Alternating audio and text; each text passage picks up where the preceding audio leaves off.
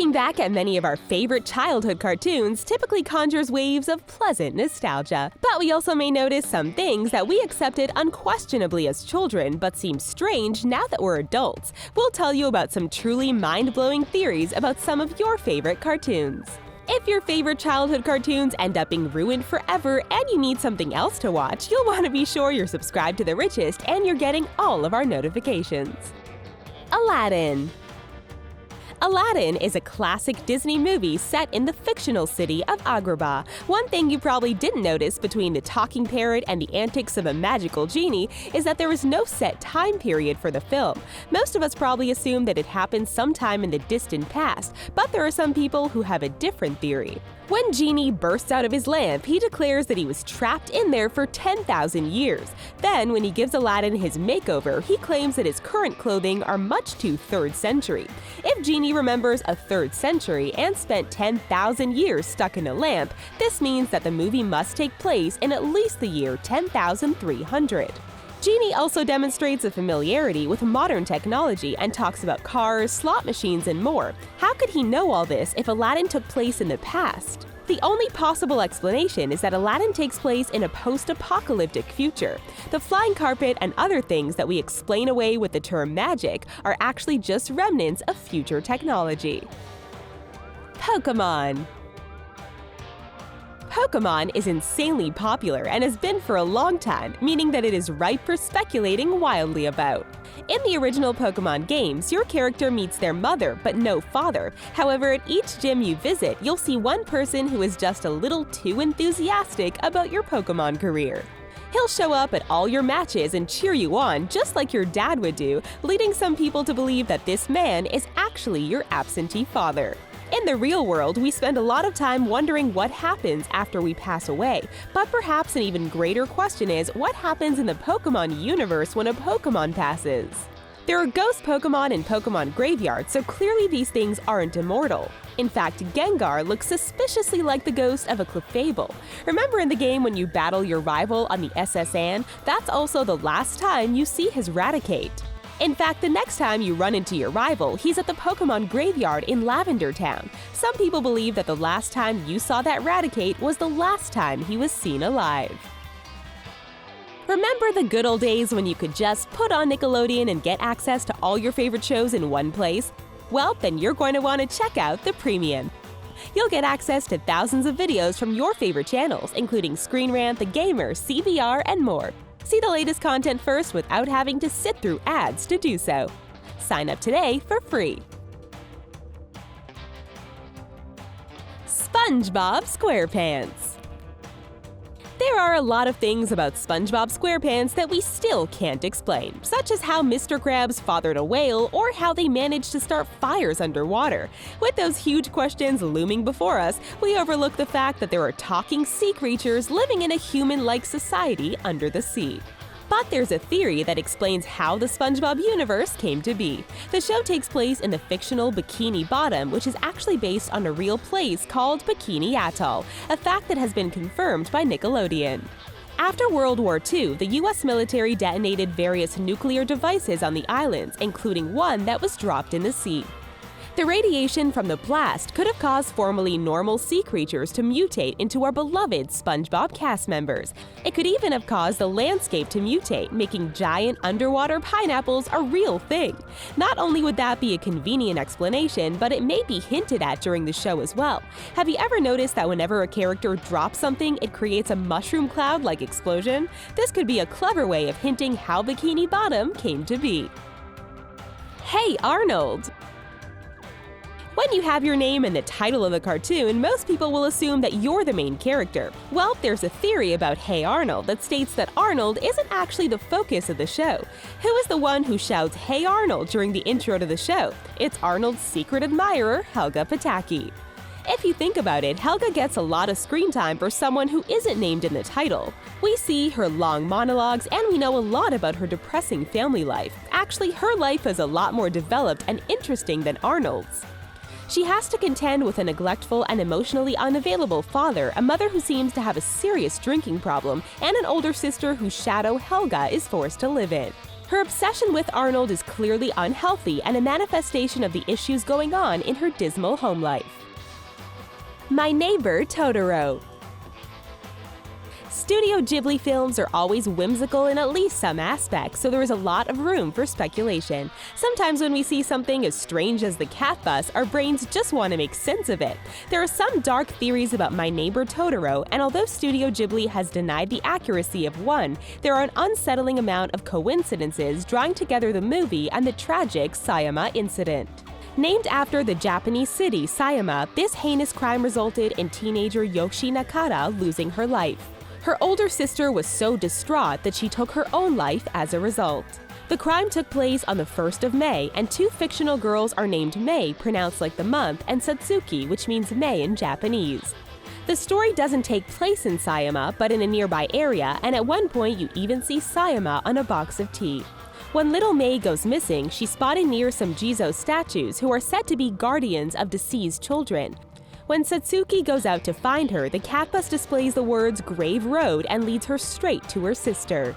The two sisters make it home, but many people have pointed out that at the end, the girls appear to have lost their shadows, making us wonder if they had lost their lives as well. It's time for our trivia question. Steven Hillenburg is a mastermind behind Spongebob Squarepants, but before he was creating one of our favorite cartoons, what did he do for a living? We'll tell you at the end of our video. The Jetsons and the Flintstones. On the surface, the Jetsons and the Flintstones couldn't be more different. The Jetsons takes place in a futuristic utopia known as Orbit City, while the Flintstones takes place in the Stone Age town of Bedrock. In the real world, there is talk about colonizing space when our planet becomes uninhabitable, so it's not hard to believe that in the future, a place like Orbit City could be a reality. Some people believe that these two worlds exist at the same time, with the Flintstones living on the planet's surface and the wealthy elite being able to afford life in Orbit City. Both shows were developed when fear of nuclear attacks were at an all-time high, so it's easy to believe that the creators were imagining life after a nuclear strike. Another theory is that the Flintstones actually takes place after the Jetsons. Once the nuclear fallout had resolved and Earth was safe once more, many hardworking and industrious people returned to their home on the surface, while others had gotten used to their lives of luxury in Orbit City. Eventually, the unsustainable lifestyle of the Jetsons and their fellow citizens caught up with them, and they were forced to join those on the surface or perish. King of the Hill. Sure, kids can be rather unlike their parents, but the personality and physical differences between Hank and Bobby Hill are rather stark. King of the Hill already has one father who is raising the product of an affair, since Dale and Nancy's son is the biological child of John Redcorn and Nancy, so this isn't something the show is afraid to touch.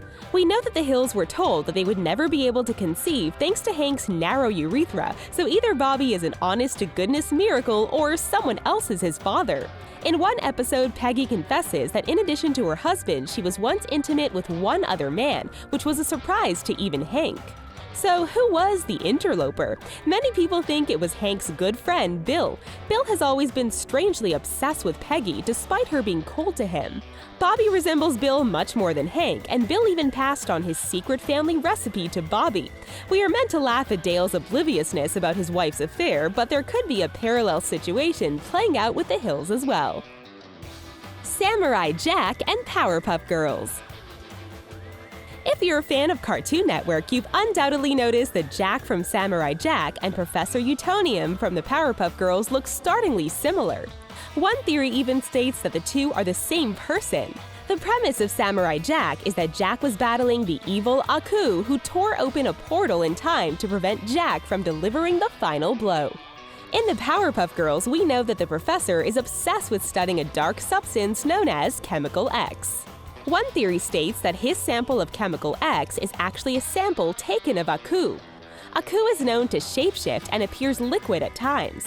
Perhaps in one universe, Jack decided to hone his mind instead of his sword and began studying ways to defeat Aku once and for all. The Powerpuff Girls being created was a mere side effect of his experiments. Another theory indicated that Mojo Jojo is actually Aku in disguise, battling against his old rival. Mojo Jojo was also created in the professor's lab with the addition of Chemical X, so if that was really a sample of Aku, then this would make a lot of sense. Rugrats. Kids can have big imaginations, and one theory states that all the babies from Rugrats are merely the figments of Angelica's imagination. Angelica's father is a pretty hapless guy, and her mother is always busy, so it's not surprising that she might invent some imaginary friends to keep her company. Why invent a bunch of babies? Because at one time, those were real children that passed tragically.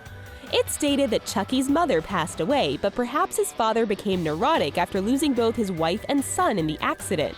As for Angelica's cousin Tommy, he is gone as well, causing his father to become obsessed with creating toys for the child he never had the opportunity to watch grow up.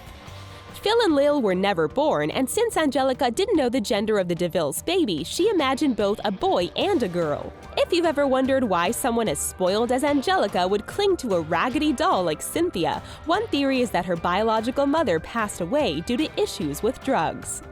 Cynthia was a gift from her mother, and her missing hair and tattered clothes remind her of the way she remembers her mother. Minions.